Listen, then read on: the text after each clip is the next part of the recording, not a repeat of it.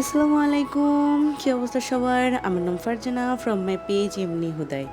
So আজকে একটা পুরনো বান্ধবীকে নিয়ে গেছিলাম এক প্লেট ফুচকা খাইতে।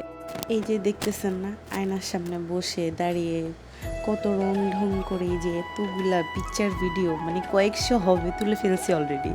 আমরা কি মনে করি জানেন, যে এই যে এইগুলা না করলে দোকানদার খাইতে দিবে না। মানে এই যে ফোন ভর্তি গ্যালারি ভর্তি যদি ছবি ভিডিও না করি, তাইলে আমাদের মনে হয় যে ওরা আমাদেরকে খাবার দিবে না।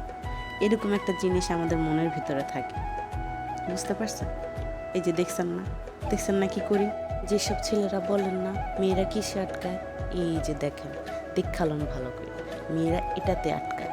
এটা যত আনহাইজেনিক হোক না কেন, আনহেলদি হোক না কেন, খাওয়ার সময় হাঁটা ঠিক বড় করে ফেলবে। সো ভাইয়ারা, কেন এত প্যারা নিতেছেন? এক প্লেট দেন আর খুশি করেন। কিসের এত টেনশন আপনাদের বুঝি না।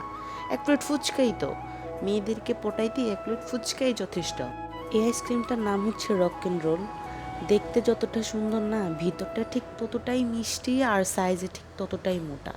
মানে পৃথিবীতে যে আইসক্রিমের স্বাদ এত মজা, আর এটার স্বাদ যে এত বাজে, মানে না খাইলে বুঝবেন না। সো প্লিজ আপনারা একবার হইলেও খাইনি রক অ্যান্ড রোল আইসক্রিমটা। আমি কেন একা এটার বাজে টেস্ট নেব, আপনারাও না খাইয়েন, খাইলে বুঝতে পারবেন। একে তো মোটা, শেষ হয় না, তারপরে মিষ্টি, খাইতে পারবেন না। ও, ভিডিও শেষ। টাটা, আল্লাহ হাফিজ, বাই বাই।